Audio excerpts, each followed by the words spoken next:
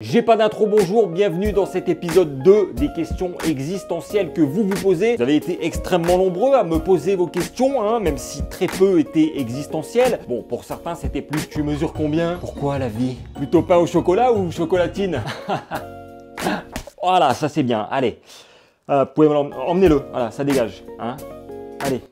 Non, parce qu'il y a des limites à un moment. Pour les autres, les vrais finalement, il y avait des choses hyper intéressantes et auxquelles j'avais envie de répondre et sur lesquelles on peut débattre. Donc c'est parti. Alors, pourquoi on trompe? Je pense que la plupart du temps, si on trompe, c'est qu'on n'est pas très heureux dans son couple déjà. Ah bah heureusement que t'es là, merci pour l'analyse. Attends, t'es qui toi?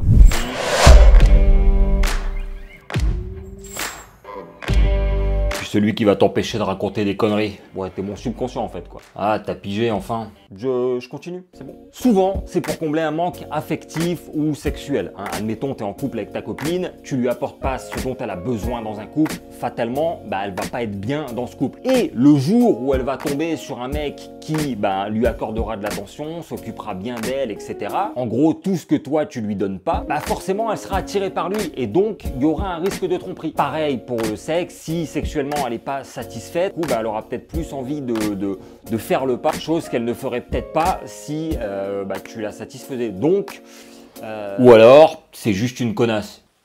Non mais ne l'écoutez pas. Quoi? T'as vu ce que tu racontes ou pas?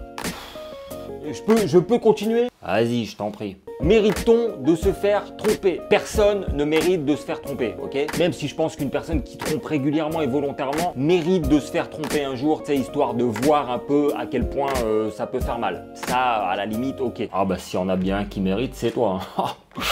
Faut pas trembler du menton pour dire des conneries pareilles quand on est à ta place. Hein. Question suivante.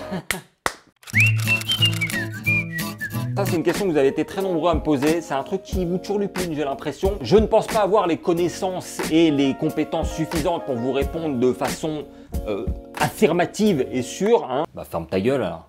Mais je ne pense pas que la planète soit en danger, en fait. Les seuls qui sont réellement en danger, c'est nous. Elle, la planète, à moins que le soleil n'explose, elle va survivre quoi qu'il arrive, hein, avec ou sans nous. Et surtout sans nous. En gros, ce qui veut dire, c'est que la planète, en ce moment, elle est malade. Hein, elle a une grosse grippe, une grosse diarrhée, tu fais comme tu veux. Et nous, on est les microbes. Du coup, ce que tu vois en ce moment, les catastrophes et compagnie, c'est juste son système immunitaire qui est en train de se défendre contre nous, justement. Et donc, elle sera guérie une fois qu'on aura disparu, tout simplement. Voilà, quand même pas compliqué à raconter, complètement con. Alors, la métaphore est superbe, j'ai aucun souci là-dessus. Par contre, c'est ma vidéo. Hein, donc, si tu pouvais me laisser faire, mais tu la fermes, en fait, tout simplement. Question intéressante, c'est pas vraiment une question existentielle, mais j'aime bien l'idée. J'aime bien ce genre de petites questions là, un petit peu piège. Soit je vais auprès de ma famille, voilà, je profite de mes proches, etc. avant que ce soit terminé. Soit je vais, je sais pas, en haut d'une montagne, tu vois, admirer un paysage magnifique, un ciel étoilé par exemple, juste avant de, voilà, pour profiter en fait. Quoi? Qu'est-ce qu'il y a? Hein? Je vois ton regard là, je le vois, hein? Mais vas-y, qu'est-ce que tu feras à ma place? Envoie-nous du rêve, on t'écoute là. Personnellement, je m'assierais dans une position stylée, tu vois, histoire qu'au moment où on retrouve mon corps, j'ai la classe, hein? J'ai pas l'air d'un con parce que je suis aux toilettes ou sous la douche, tu vois ce que je veux dire? Déjà qu'être dans ta tête, c'est pas évident, alors si en plus, je dois avoir l'air d'un con au moment de la mort. Oh non, merci, putain. Comme si c'était pas déjà le cas. Quoi? Non, rien, question suivante, question suivante. D'accord, donc toi tu veux que j'ai des problèmes, c'est ça l'idée en fait? Pour moi ça va vraiment dépendre du type de handicap de la personne. En ce qui concerne les handicapés moteurs par exemple, il y a des gens qui sont en fauteuil qui se servent de leurs bras aussi bien que n'importe qui d'autre, hein, que n'importe quel valide. Là je vois pas de soucis, tant que ça met pas en danger la vie de l'enfant, il n'y a pas de problème. Et pareil pour les handicapés mentaux. Puis ça dépend aussi si les deux parents sont en situation de handicap ou si le handicap est transmissible à l'enfant. Mais pour moi c'est pas un souci du tout en fait. Parce que clairement il y a des valides qui s'occupent largement moins bien de leurs enfants que des personnes handicapées. Donc la réponse est oui, en fonction du handicap. Qu'est-ce qu'il y a? Non, rien. Super, continue comme ça. Question suivante. j'aime beaucoup cette question. Je pense que si honnêtement, tout le monde, depuis le début de l'humanité, avait dit ce qu'il pense, bah déjà, on ne se vexerait pas. En fait, on n'aurait pas ce sentiment de vexitude. C'est un sentiment qui n'existerait pas. Hein, on serait immunisé contre ça. On accepterait juste la critique comme elle vient, en fait. On la prendrait à bras ouverts. On dirait, bon, bah ok, bah, tu m'aimes pas, ok, pas de souci. Ouais, ou alors on en serait à la 15e guerre mondiale, hein, parce que président Dimitri a dit à président Jean Youssef que sa femme avait un gros cul. Mais n'importe quoi. Et arrête d'être défaitiste comme ça. D'ailleurs, il y a un film qui parle de ça, de l'invention du mensonge, qui s'appelle L'invention du mensonge, en fait, The Invention of Lying en anglais. Franchement, ce film est vraiment intéressant et drôle à la fois. Voilà, c'est l'histoire de l'invention du mensonge.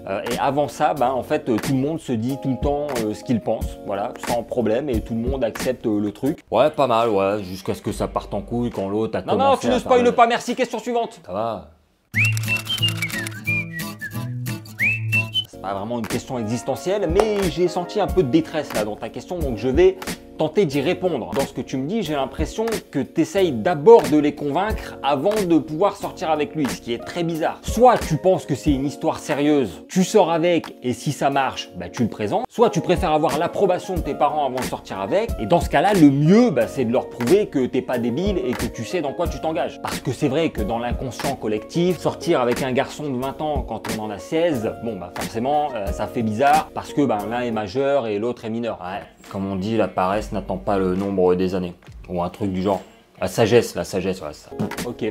Le truc qu'il faut savoir, c'est que le fait qu'il en ait 20 ou 16 ne changera pas forcément ses intentions. Au contraire, à 20 ans, il aura peut-être plus envie de se poser qu'à 16 ans. Hein. Toute proportion gardée, évidemment. Là où ça va gêner, c'est qu'on va estimer, et à juste titre, qu'il va profiter que tu sois plus jeune que lui pour avoir le dessus. On l'a baisé, quoi. Yes. Ah, ça va, ils sont pas cons, hein. Ils savent de quoi tu parles, arrête de les prendre pour des ahuris, là. Merde, moi j'aurais dit pour profiter de toi ou te mener en bateau, mais bon. Tu te rendras compte qu'avec le temps, c'est plus une question de mentalité que d'âge. Donc pour te répondre rapidement, parce que ça fait déjà 10 minutes que je suis sur cette question qui n'est même pas une question existentielle, et que je sens que l'autre est chaud comme une baraque à frites sur ce sujet, j'ai envie de te dire fais comme tu le sens. Et si tu veux l'approbation de tes parents, très bien, il n'y a pas de souci. Dans ce cas-là, présente-le à tes parents et mets-les en confiance. Ah, je peux te dire que moi, si la gamine ramène un mec à la maison... Non mais toi, t'as pas d'enfant en fait. Hein, déjà, t'es là, tu sers à rien, t'es mon subconscient. Donc ferme-la s'il te plaît. Question suivante. C'est pas du tout une question existentielle en fait déjà, c'est une bonne question de merde en plus. Je vais y répondre à cette question parce que déjà je fais ce que je veux.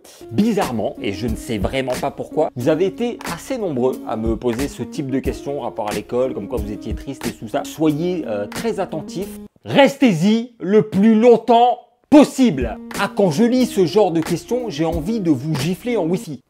Vous n'imaginez pas la chance que vous avez. Si vous pensez vraiment que c'est chiant et compliqué l'école, mais vous n'avez même pas idée de ce qui vous attend dans la vie active. Déjà les horaires, hein, ça sera les mêmes qu'à l'école, voire pire. Ensuite vous serez payé, ok, mais combien? Ah bah si c'est comme toi, c'est sûr qu'ils vont pas aller bien loin. Ouais, bah je te rappelle qu'on est la même personne, donc tu gagnes pas plus que moi. Hein. Là, quand vous avez fini les cours, qu'est-ce que vous faites? Vous rentrez chez vous, vous faites vos devoirs, papa, maman font à manger, vous dormez sur vos deux oreilles, c'est vos parents qui payent la bouffe, internet, le loyer, vos vêtements, etc., etc., j'en passe et des pas mûrs. Mais quand vous allez travailler et avoir votre propre appart, ce sera à vous de payer tout ça.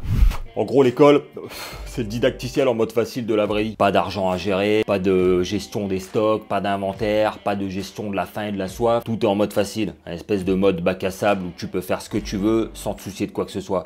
Une espèce de cheat code si tu préfères. Ça me fait chier de l'avouer, mais il a raison. Question suivante. Ok, vous avez totalement décidé de ne pas faire de questions existentielles, parfait. Alors, pour replacer le contexte, parce que je sais qu'il y a des gens qui vont dire « Attends, c'est quoi cette question de merde ?» Ah bah là, je suis d'accord avec toi, c'est vraiment de la merde. D'accord, donc tu répètes ce que je dis finalement. Sache que si je ne souris pas, c'est probablement à cause de toi. Ah ouais? Et je peux savoir pourquoi ça serait de ma faute? Bon, je sais pas, peut-être parce que tu respires pas beaucoup la joie de vivre, hein, on va pas se mentir. Donc je disais, dans la vie en général, je suis un mec qui sourit pas énormément. Mais c'est vrai que sur Instagram, bah, je dois avoir posté 600 photos à peu près, et il y en a maximum 2 où je souris. Ce qui est un ratio plutôt moyen. Et il y a 2 raisons à ça. Déjà, j'aime pas ma tête quand je souris, je me trouve moche, et en plus, il n'y a rien qui me donne envie de sourire quand je fais une photo, tu vois. D'ailleurs, 99% des photos que vous voyez sur Instagram, là, des influenceurs qui rigolent, c'est du fake. Tous les influenceurs que vous voyez là sourire en photo sur Instagram, avant de prendre la photo, ils sont comme ça. Oui, mais 2 secondes, je fais une photo, merde. Oh, et ben avance, je sais pas, laisse-moi tranquille. Voilà, c'était compliqué d'attendre, je ne pense pas. Après, attention, j'ai rien contre, hein. Chacun fait ce qu'il veut et forcément, c'est plus sympa de voir une photo de quelqu'un qui sourit. Mais pour répondre à ta question, ben, on ne sait pas. Peut-être que oui, effectivement, si un jour je souris, la planète va exploser. Par contre, bah, maintenant, vous savez que si vous me voyez sourire sur une photo, bah, c'est du fake. Eh ouais, bah ouais, c'est de ta faute. Ce que je te dis, question suivante.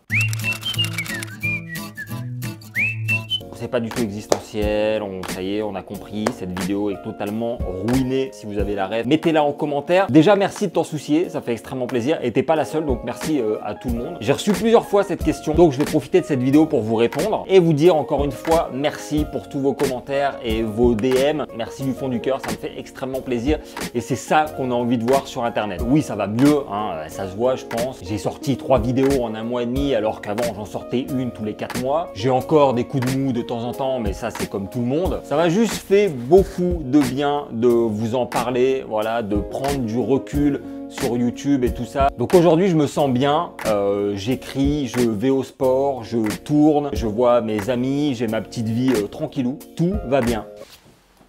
Donc voilà les amis, si vous n'avez pas vu l'épisode 1, foncez le voir. Si vous aimez ce genre de contenu, eh ben, n'hésitez pas à mettre un pouce bleu et à activer la petite cloche. Et puis pour avoir le pack complet, ben, rejoignez-moi sur Instagram, hein, voilà, pour un max de non-sourires. Allez, abonne-toi. Voilà. Ah là là, mais toi t'es mort en fait. Mais si, je vais crever, vieille fille, viens voir.